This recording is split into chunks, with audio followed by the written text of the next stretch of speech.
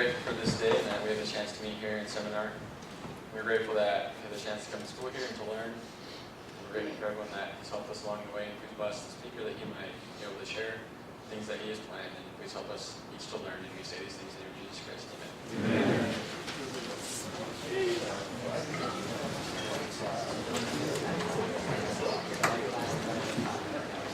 All right, so quick announcements before we get started. So for service, just a reminder, we got math counts that starts on next Saturday. It's in the Wilk. We still need like 4 people left. Last time I checked, that was about an hour ago. So it's a great way to get all your service points in because it's 4 hours, but it's a lot of fun. You spend most of the time playing card games. And then you get, last year we got pizza afterwards. So just kind of a quick correction on the sign-up sheet. I don't know why I said that it's in room E 3250. There's no such thing as room E 3250, so don't go to that room. Because if you find it, that would be pretty cool. Tell me about it. But it's just in rooms 3250 and 3380. All right, next is we have the Discovery STEM Fair coming up. We already have people for that one, but this is just kind of reminding them to complete the child protection training if you did sign up for that. If you don't do that, you cannot participate. So if you show up having not completed that, they'll turn you away. Yeah, you'll get an email and you have to bring that email in order to get your t-shirt. You have to have a t-shirt in order to participate. The next one is we've been contacted by a ward, I think in Springville somewhere, about helping out with a surveying merit badge. So if you're interested, this is a great leadership point that we're going to send you and maybe 1 or 2 other people to go out and help teach the surveying merit badge. It's pretty easy. It's kind of, you just need to know the basics of a total station. And then he'll be doing some elevation stuff. Anyways, if you're interested in that, email either, probably best would be BYUASE@gmail. And put that in your subject so I know that that's it. Okay, upcoming next week we've got the STEM Fair Prep Week. So every day next week we've got something we've got networking 101, interviewing 101. Most of them want to be in the CV lounge, except for on Thursday, the resume reviews. That's in the Crabtree Building Lounge. And then on Friday, how to land an internship. That will be, yeah, in UB22. That's that's the will. All right, coming up, we've got the networking dinner. It's not really a networking dinner. We're actually going to, this time, we're going to be doing desserts and appetizers. That way you can mingle with the professionals that are there as of now. I think we have like 18 professionals around that number. The last day to sign up will be this Saturday. It will cost $6, and I've gone the last 2 years. It's a great way to meet professionals. I've had at least one professional ask me to send them their resume and talk about internships. It's great. Amazing. Anyways, looks like not next week, the week after, on Thursday, we've got a dinner professional forum put on by BYU ITE. Looks like Timothy Horn will be there speaking. That's at 5 p.m. in the Clyde Building in room 406. And then also, we are trying to do a better job getting our activities up on the Google Calendar. So if you have any questions about any upcoming activities, go to the blog. Down at the bottom, there's a link that says Google Calendar.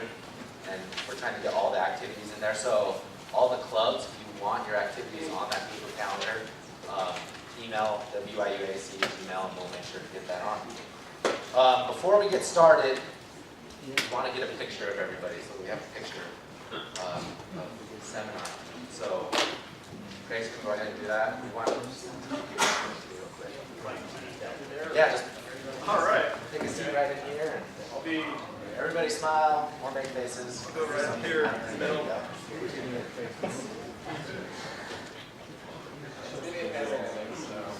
Stay still.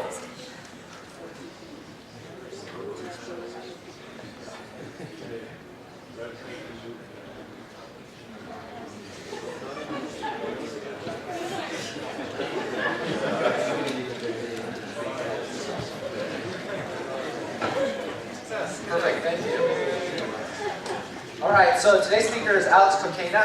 I said that right? Close enough. All right, so he's a native of California. He spent his early years overseas. He grew up in a family where his father served in the Air Force. And after graduating high school in Ramstein, is that how you say it? Ramstein, Germany. What was that? Rammstein. Sorry, I don't speak German. I do speak French. But he enrolled at BYU and declared civil engineering as his major. After his first year, he served an LDS mission in Uruguay. When he returned to BYU, he enrolled in the Army ROTC program, and upon graduating, commissioned as a second lieutenant in the Corps of Engineers. And he was assigned to the 2nd Engineer Battalion on White Sands Missile Range in New Mexico. After 5 years of active duty and service, he received his honorable discharge, and now he's in the private sector, or he's worked in the private and the public sector, working as a park engineer in Glen Canyon National Recreation Area, and he's currently a structural engineer for MPD Engineering in Chandler, Arizona. So let's give Alex a hand.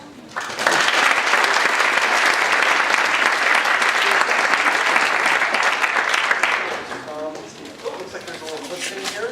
Oh, geez. The orientation is wrong. Yeah. Ah, there we go. And this thing clips to like my elbow or pop there. Okay, let's you can tell I've never done this before. Can y'all hear me in the back? Yeah. Yep. All right. Cool. Okay. So, as I already said, my name is Alex Coquena. I graduated from BYU back in 2010, and I worked a variety of jobs. And let me just, for a second, get to know my audience. How many of you are first-year students? Raise your hand. Okay, got some new freshmen. Second year? Third year? Fourth year? Fifth year? Okay, I'll stop there. Okay, so let me kind of give you a rundown of my experience at BYU and civil engineering, and then I'm going to see if I can give you guys some practical advice as what you can do to jumpstart your career. So, yeah, I just turned off my smartphone. If you have one, you can turn yours off too, because you're going to want to focus on what I'm going to tell you, because this is good practical knowledge that's useful. So, we'll start with my story. That's me as a freshman. And I was the first person in my family to go to college. At all, let alone BYU. So I showed up in the dorms knowing absolutely nothing. I couldn't find my way around campus. I didn't know that there was a testing center. I was like, wait, you take tests at a testing center? What's that? Just the basics of like independent living I didn't know, and I kind of learned the hard way. And that's life. Sometimes that's the best way to learn. But man, in this photo, I thought I had it all figured out, you know. I was like, man, I'm totally on top of my game. I'm in college. You know, I know it all. I'm studying engineering. I'm so smart. After my freshman year, I took a 2-year hiatus, went to Uruguay on my mission. Any Uruguay missionaries here?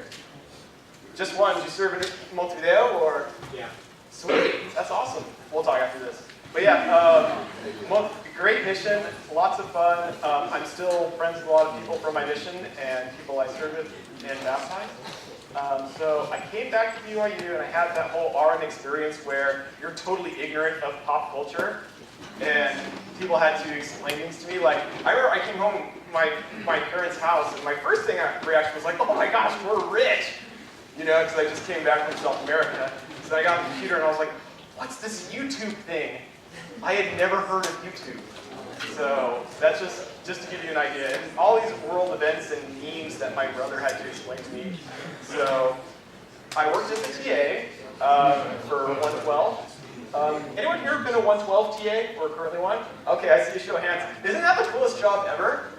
So I had a fun job. I was a lot happier than I look in this photo. I was stressed out that particular time. I also did Army ROTC. Any cadets here? Oh, 1, 2. Okay, cool. See 3 more. But yeah, I was one of those people who ran out to the end zone and did push-ups every time BYU scored. That was my claim to fame on campus. That was one thing that everyone knew about, so I was like, oh yeah, that was totally neat. But working and doing ROTC and taking engineering classes, it really drains you, but it was worth it. And I'd say work is an important part of the college experience as studying, because I'll be honest with you, when you actually submit resumes, having work experience already looks a lot better than having really good grades. Well, to a point, but you get the idea. Employers really like work experience, and you'll see this when you start applying for jobs, that even entry-level jobs say 1 year relevant experience. Well, then it's not an entry-level job, you know? But that's just, you can hate the game, but you can't change the rules. That's the way it is. So run back through my post-graduation journey. So graduated from BYU in 2010, and I reported to the Army Engineer School in Fort Leonard Wood, Missouri. I was there for 4 months, and I was there during the winter, and it was awful. But fortunately, I made it out there without any parasites. Then I continued to the Army Infantry School in Fort Benning, Georgia, where I went to Mechanized Leader course, which was really cool. I get to fire a 25mm cannon at night with tracer rounds, so you better believe I videotaped that. So then I took the long drive to White Sands Missile Range in New Mexico, where I was stationed for 4.5 years.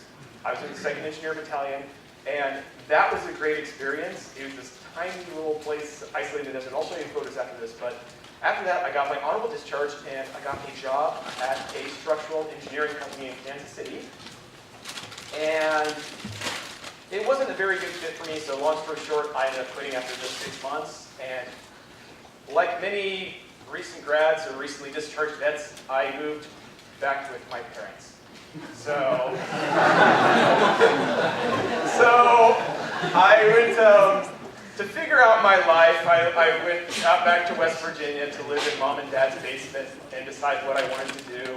And as luck would have it, I was randomly contacted by a recruiter on LinkedIn who said, hey, we have this new job for a healthcare conglomerate in Oakland that we're looking for a former military officer to fulfill the role, because this company wants to hire veterans. And I was like, and they're like, oh, pay 6 figures. I was like, oh, dude, I'm there. So I packed up my stuff, moved out there, and I worked for Kaiser Permanente for a while. And Kaiser Permanente is a multi-billion-dollar conglomerate that specializes in healthcare. So I got a corporate office job. It wasn't really engineering related, but it paid really well. It was in a nice fancy building. I had a sweet office on the 16th floor that overlooked the city. You can see the temple from my office, which was awesome. And I feel like my job I didn't really have that much work to do. It was kind of a cushy job that didn't really involve much work besides answering emails and sitting on conference calls.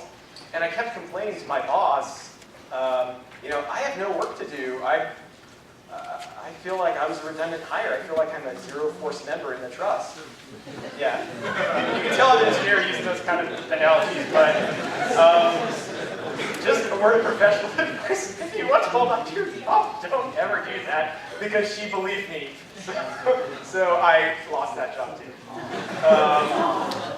Yeah, so that was my Oakland experience, which was a really cool place. But I looked at more jobs and I thought maybe I should go federal. So I pulled up some federal jobs, and one of them looked really cool. It was the park engineer at Glen Canyon National Recreation Area, which is the home of Lake Powell, for those who don't know.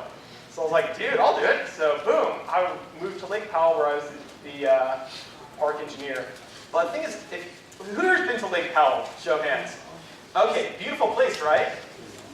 But the city next to it has no real services. They have a Walmart, but that's it. The internet's terrible. So after a year there, I got bored and I decided, you know, I actually want to use my engineering degree, so I'm going to go for the private sector. And I applied for it and received a job at M3 Engineering Technology, which is where I am now. So that's my little journey, and hopefully yours won't be as complicated, but it can be if you want it to be. So you have lots of options as an engineering graduate, as I just showed you, and I'm going to kind of go over those options one by one, and kind of give you the overview, pros and cons, what to expect. First option is the military. And that's me when I was a plucky young lieutenant out there on White Sands in the parade ground. So, which branch of the military can you join? every branch of the military hires engineers, but your day-to-day job will be different depending on what branch of the military you go into. Every branch has its own unique mission, so the work, what it emphasizes, what it values, is different. But each branch has something to offer. So if you want to join the military, I'd say there isn't, people ask me like, what's better for an engineer? Is it Army, Air Force, Navy? Depends what you like. So it's incumbent on you to do your research and figure out what branch of the military is right for you. Have you joined? So there are 3 options to join. The first is attending Service Academy, West Point, Air Force Academy, Naval Academy. That's not an option for us because we're already at BYU. So, but after you graduate, you can go to either Officer Training School, as it's called in the Air Force, or Officer Candidate School, as it's called in the Navy or the Army. And that is a 90-day program in which you do some basic training, figure out the basics of leadership, how the military is structured, how to wear your uniform, all that good stuff. And when you graduate as a 2nd lieutenant. So that's an option for you if you already have a degree. If you're just starting out, you have ROTC. And here on campus, we have Air Force and Army ROTC. And both of them are good programs. They're also flawed programs. So I don't know, I'm kind of ambivalent. I actually did both. I started out Air Force ROTC, had a little run-in with them, and ended up transferring to Army ROTC. It's a long story. But they're useful because they'll pay for your school. If you contract with them, it's basically when you sign a contract saying, I agree to serve this many years of my life. It's usually 4 years is the standard commitment. And in exchange, they'll pay for these many semesters of school and give you stipends. So if you already know you want to join the military, ROTC is a pretty good deal. The one benefit, however, to going to Officer Candidate School or Officer Training School is you start accruing time to the post 9/11 GI Bill. So the military has a program where if you serve for 3 years active duty service, they will pay for you to go to school full time. Meaning they'll pay all your tuition and they'll pay you a monthly stipend. And you're out of the military at that point, so you don't have to wear a uniform, you don't have to go to drill, you don't have any commitment. So you can just go to grad school and have the military pay for it and then enjoy life. If you go to OCS or OTS, you get that benefit after 3 years. If you do ROTC, that the time towards the GI Bill does not start accruing until after you're finished with your service commitment. So while an OCS grad has to do 3 years to take advantage of that, ROTC grad has to do 7. So that's something to keep in mind. So at BYU, we were like, man, I was so grateful that I got a scholarship. I'll just let you guys know, in the grand scheme of things, BYU tuition is nothing. And if you look up in national rankings, other universities with similar rankings standing to BYU, you are paying about 1/10 what other students are paying. And that's not including housing. Holy cow. When I was in Oakland, I was near UC Berkeley, and I had a tiny room in a rare ramshackle apartment, and I was sharing the house with 2 other dudes, and my rent was $1,000 a month. And when I tell people that around town that I was paying $1,000 a month, they were blown away that I found such a good deal. Because most people were paying double for the same thing. Yeah, so anyways, after you graduate, you take your oath, and you pin on your gold bars, and then you report to, this is just for the Army. It's a little bit different for the other branches of the military, but as I said, I report to Engineer Basic Officer course in Fort Leonard Wood, Missouri. So there I kind of learned the basics of what the Army Corps of Engineers does, which, despite its name, has nothing to do with engineering. The Army Corps of Engineers is more focused on blowing stuff up, which was kind of cool because I thought the military would be my career when I first joined. So I got to learn how to arm plastic explosives. I got to learn how to arm depth charges. I got to learn dynamite, things to blow up holes in walls, and we got to do that stuff. It was so cool. Actually, with one explosive, we blew a hole that saw like big enough to fit a school bus in. It was ginormous.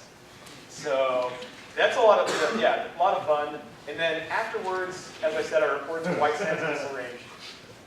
White Sands Missile Range is 3.1 square miles of garrison. Garrison is the actual base where the buildings are on, but it's in the middle of 2.2 million acres of barren desert out in southern New Mexico. I was there for 4.5 years, and I loved it. Everyone else hated it, but I loved it because I had everything so close by. I had a pool, I had a gym.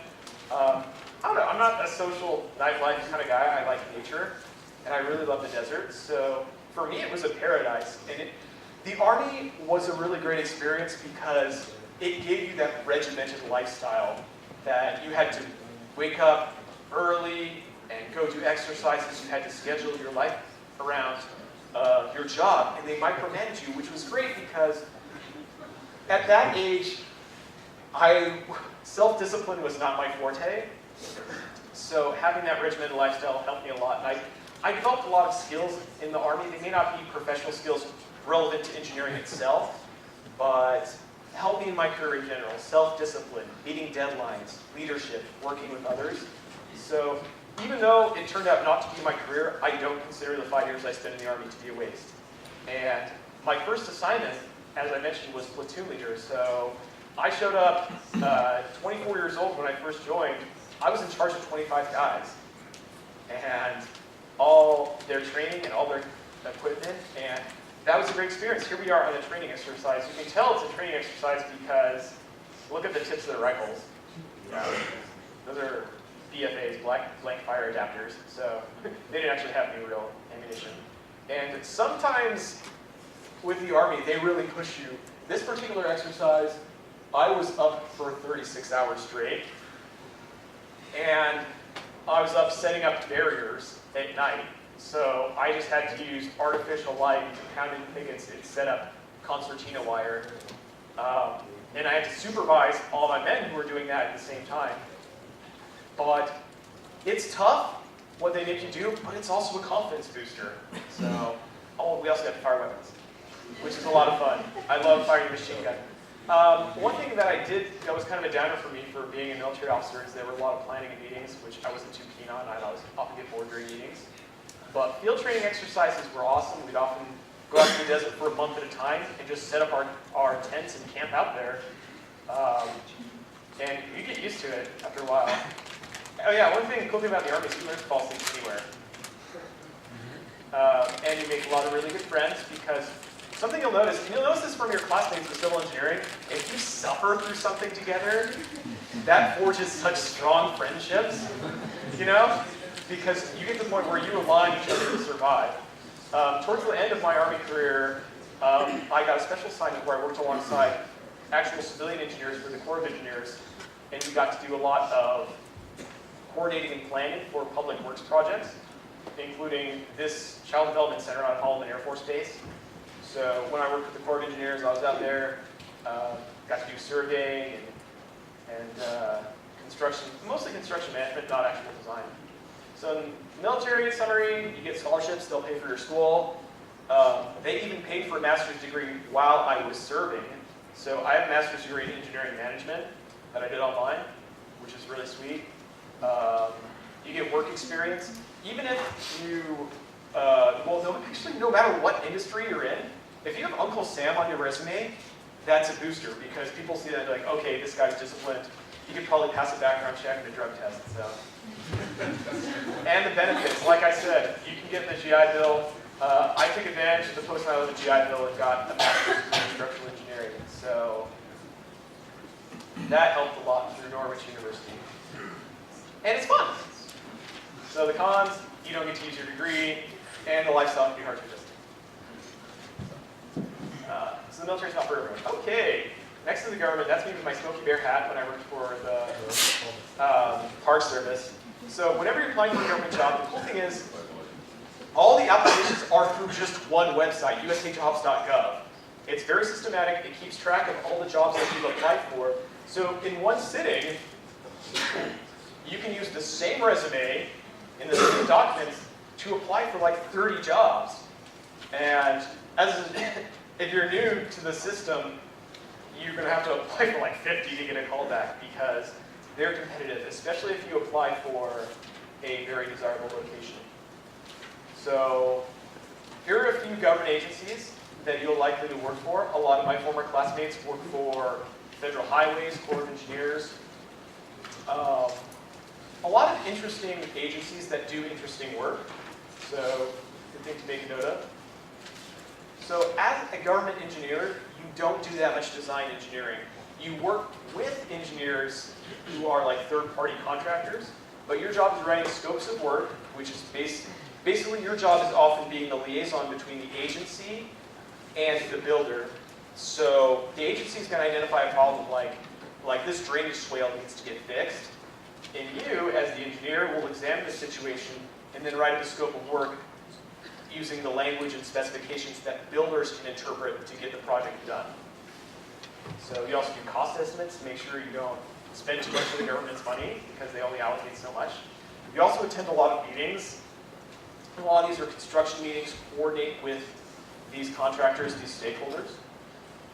And go out to the sites, make sure everyone's doing their job, make sure they're wearing their harnesses and hard hats and iPro and all that good stuff. So not that much in terms of design and calculation, so it's not very technically intensive if you're a government engineer. But you get to see Lake Powell. Yeah, my job at working for the National Park Service was very cool. Like I got to go on a boat, got to go on a plane, and that's me on the boat. So I had a really good time. Hold on. I also, who here's been to Horseshoe Bend? Yeah, really cool place. They're building a new trail there, so we're having I got to be in on those meetings and make sure that the trail was meeting design standards put forth by the state of Arizona. There it is. Well, there it will be. So, the cons, it's a lot harder to get fired if you're a government employee because private sector, everything's motivated by profit. In the public sector, it's a little different. Profit's not the bottom line. So there's a lot of people who have certain jobs just because they've been there the longest. It's not exactly meritocracy, which can be annoying, but on the pro side, there is a lot of job security. In the private sector, you can be fired at the drop of a hat. Structured career development. So you apply for a job, and government jobs have rankings just like the military. GS, you probably started as a GS5, would then move up to GS7, GS9. I was a GS12 with my last job, and it's kind of a one-size-fits-all salary, which is nice because you don't have to worry about salary negotiations, but it's also kind of a bummer if you're an exceptionally talented engineer, because were that not the case, you might have been able to leverage your skills and abilities to get a higher salary. So, cons, yeah, a lot of paperwork as a government engineer. And as I said, the salary, it's one size fits all. That can be a blessing or a curse depending on where you are. If you're in a less than desirable location, like, I don't know, South Dakota, no offense to any South Dakotans here, but chances are not too many people are applying to that job, and the government one-size-fits-all salary is probably a lot more than what people are making on the economy, because those salaries are determined in Washington, not the area you're in. Option 2, the private sector. That's where I am now. So you have to choose a concentration if you want to go into the private sector. Let's see, how many of you, by show of hands, how many of you know what you want to specialize in terms of civil engineering? Okay, about 2/3 of you. Raise your hand if you're a structures person. Okay. Oh, good number. Geotechnical, not as many. Water resources, that's a good one. Transportation, that one's huge if you want to go federal. A lot of transportation engineers, high demand. Environmental. Well, environmental kind of falls under water resources, so they're often pushed together. And construction. All right. So that's where my experience is. I specialize in structures. And when you see job announcements on Indeed or LinkedIn, they're not just going to say civil engineer. Well, they might say civil engineer, but then they're going to say with a focus in transportation or geotechnical. It's more specialized than, but that's not to say you shouldn't save all your notes and study hard for the classes that won't be your specialty, because all that stuff's going to be on the PE exam. So my job at M3, we use a lot of design programs. We also use a lot of design spreadsheets. So you are going to have to enter a lot of data. You're going to have to use programs. But here's the thing. Those spreadsheets and programs are tools. They're not crutches. And we're going to get into that a little bit later, how important it is to understand what's happening at a conceptual level and not just memorizing equations. And you'll also have to do handwritten calculations. So you'll be pulling out the design standards, ACI 318, Steel Construction Manual, what else? Like IPC, checking to make sure that it meets code when you're doing all the calculations. That's the big deal there. And learn to use those design programs, which AutoCAD is the most basic one of those. You'll be hearing a lot more. Cool thing about being a private sector structural engineer, it's a lot more intense. Like, I am just exhausted at the end of the day working for my company, which is great because me personally, I prefer to be exhausted than bored. When I'm bored, I'm miserable. And I was often bored as a government engineer. And things just get tougher and tougher and tougher. And these projects that you're working on, they have deadlines. So sometimes they might hold on to it a little longer, like, work some extra hours and get this project completed. So you can't just kind of sit back and do whatever. You have to actually be working towards completing the project. So I work now. M3 Consulting, it's a multinational corporation. It's got its headquarters in Tucson, but it also has locations in Chandler, where I work, in Virginia, and all over South America. They do a lot of work with mines down in South America. So in Chile, in Argentina, in Mexico, all those places. So part of the reason I got hired is because I was bilingual, because they send a lot of engineers to South America, places like this in Chile. Okay. ¿Cuántos aquí hablan español? Levanten la mano. All right, good. Ustedes llevan una ventaja. Meaning you guys have an advantage because in the public works industry, in the construction industry, in this industry, being bilingual is a huge plus. So finding jobs in the private sector, most people just go into job search sites like Indeed or LinkedIn or Monster. That's very convenient sometimes, but you generally don't get as many callbacks as you would with other tactics. I got my job applying directly through the company's website. And what you do is you just do a Google search, and you type in the area code where you want to work, and then type in civil engineering firms, and hit go. And then a list of civil engineering firms in that area will pop up, and you just go to their website directly. And most engineering firm websites have a careers or opportunities or apply here section of their website where you can apply to them directly. Something to keep in mind when you're applying for jobs, businesses don't want to hire somebody who wants a job. They specifically want someone who wants to work for them. So you can show in your resume, tailor your cover letter to that specific company and its mission, and you'll do a lot better. So be sure, you'll want to contact the hiring manager directly. Job fairs, we're having a job fair come up. I have a friend and she got her job just talking to somebody at a job fair. And she was mechanical engineering and wasn't quite sure if she wanted to do automotive, but it sounded cool, so she went with it.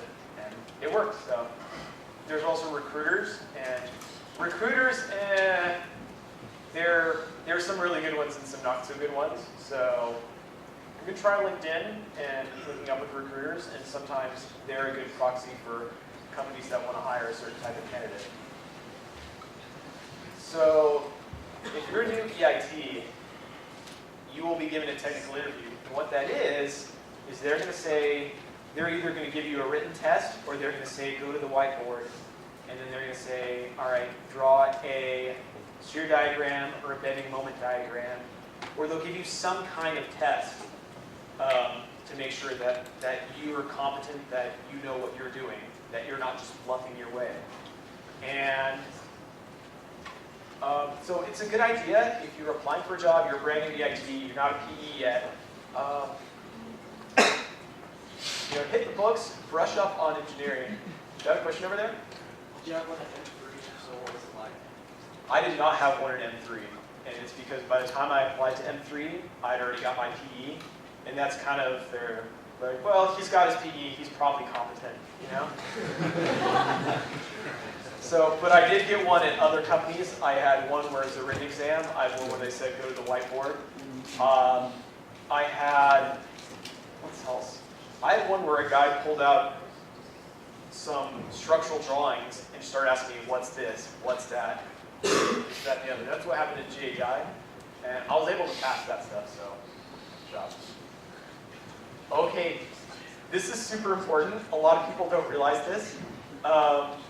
We're part of that generation where everyone's got a Facebook, everyone's got a Instagram. Employers are going to look you up on that to do an informal background check, and if they find questionable material on there, that can hurt your chances of getting hired. So everyone's talking about how Facebook and Instagram are changing their privacy policy. I've got a privacy policy for you. If you don't want anyone to see it, don't put it on there. Okay?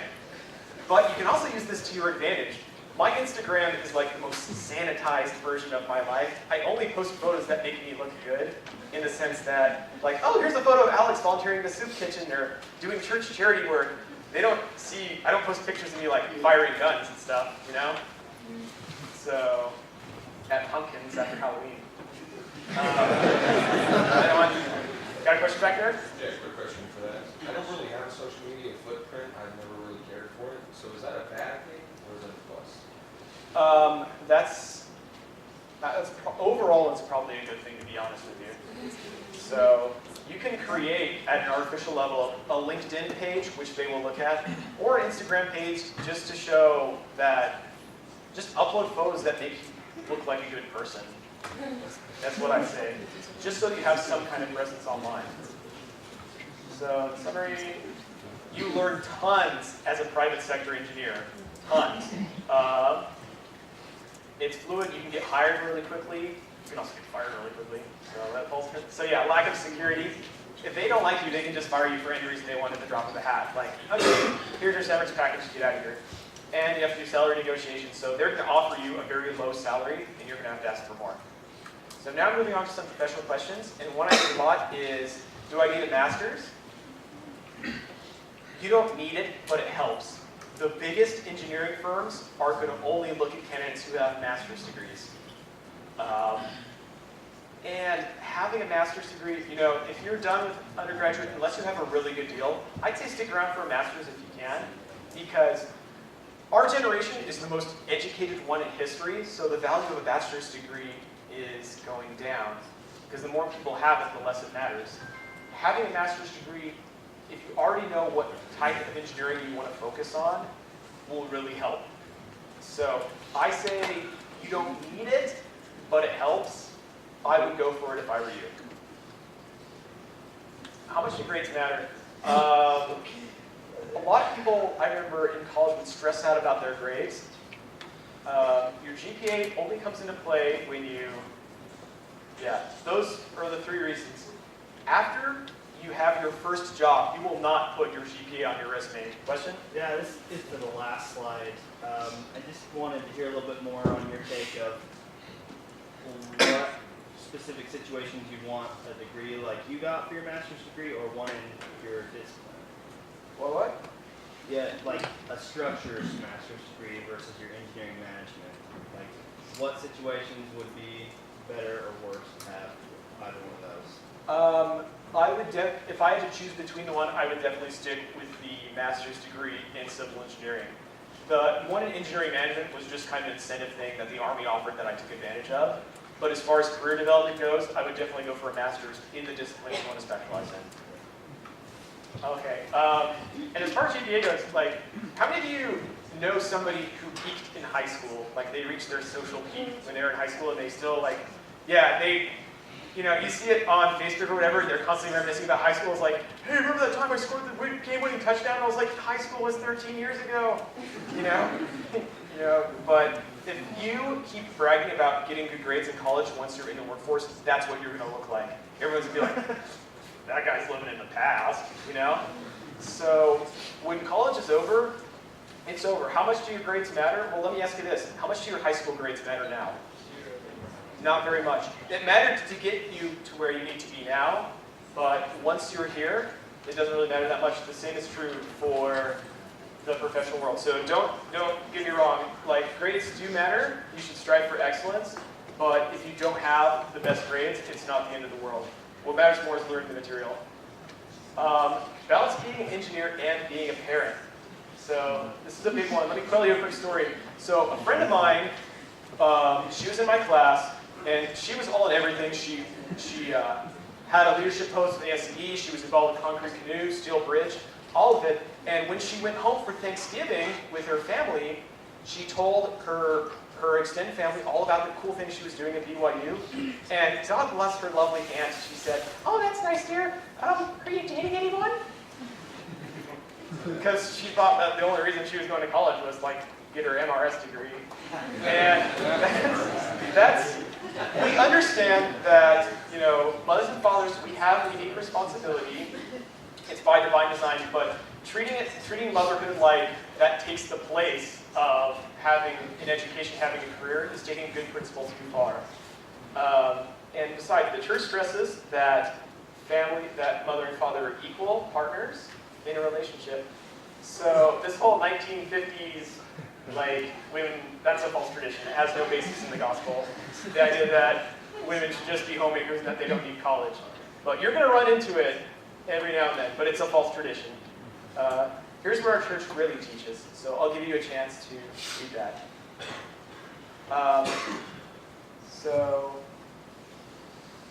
Yeah. So even if you actually, let me give you an example here real quick. So here's an old friend of mine. She's a stay-at-home mom, lives in Salt Lake Valley. She has 2 little girls that she takes care of. Her husband works as an engineer, and she's constantly posting photos of her little ones on Instagram, so they constantly pop up on my feed. And what a lot of people may not know about her is that she is a licensed professional engineer. She graduated with me, worked part-time for a while she was taking care of her kids, and she took the PE exam with me, passed on her first try. She's very smart, and she recently found out she was pregnant with her 3rd child, and she said, "You know what? Daycare costs too much. I'm just going to drop out of the workforce and be a stay-at-home mom." And that's awesome. That's her prerogative. But the neat thing about her situation is if for any reason her husband loses his job, can't work, she can pick up the slack and get a really good high-paying job and take care of her family. She has that option. So I have a lot of friends who did engineering and then decided to just be a stay-at-home mom. But they have that degree to fall back on should the need ever arise. So, oh man, I'm running out of time. Let me run through this. So a lot of things you can do to prepare for your career. As we touched on, networking is super important. Get involved in SE, Society of Women Engineers, Honor Society. Networking is super important. Look around, your classmates. These are your most important resource because when you're looking for a job, it helps so much if you have a friend to recommend you. So you should become friends with everybody in this room because they can help you a lot later down the line. Reserve your notes. Whenever you take notes, make sure you copy and scan them and store them on your Google Drive. You can use them for notes later on as a reference. Focus on learning concepts, not just equations. Don't take the easy way out of cutting corners just by memorizing equations. This is especially tempting if you're in a class like steel design, where there's tons of equations, tons of steps that you have to memorize. If you're just memorizing equations and don't understand what's going on, you are shooting yourself in the arm because what's going to happen when you enter the workforce or when you take the PE exam, they're going to change things a little bit so that the equations you've memorized won't help you, but understanding the concept will. So be sure to focus on concepts. Learn design programs. You learn AutoCAD. All of you learn AutoCAD, but you should also see if you can score a copy of Revit or Reset 3D or MicroStation. We use those a ton. Enter company. All right. Familiarize yourself with those references because you'll be using them every day. Those are the references you'll be needing on the PE exam. Make a reference book. So I have in my possession of tons of notes that I've scanned and keep hard copies of, and it's just kind of step-by-step instructions explaining me how to design certain things. Keep it in a little handy little notebook. Start preparing now for the FEP. How many EITs do we have here? Raise your hand. Okay, we have a couple. The EIT, the FE exam, is mostly just an exam to make sure that you didn't cheat your way through school. The PE exam is quite a bit tougher, so we can start preparing now. There's tons of resources, and I have tons of resources that I can share with you guys if you're interested for studying with the PE exam. Get help with the resume. So as soon as you write your resume, make sure you have 2 or 3 people review it because your eyes will go right over typos or mistakes. Get help from people who are already in the industry. And of course, you can ask me. I'm going to show you my contact information at the end. So, all right, here's all my contact info. If you want to chat with me, you can connect with me on LinkedIn. You can stalk me on Instagram and Twitter. You can email me. If you want to do it anonymously, you can bug me on Reddit. And I'm always helping aspiring young engineers on Reddit. So I also have tons of resources, notes that I'm willing to share. Oh, yeah. Ooh, I actually made it. So, so I'm still going to be here for a little while. If you want to ask me any further questions, that's great. But for now, that is all. Good luck.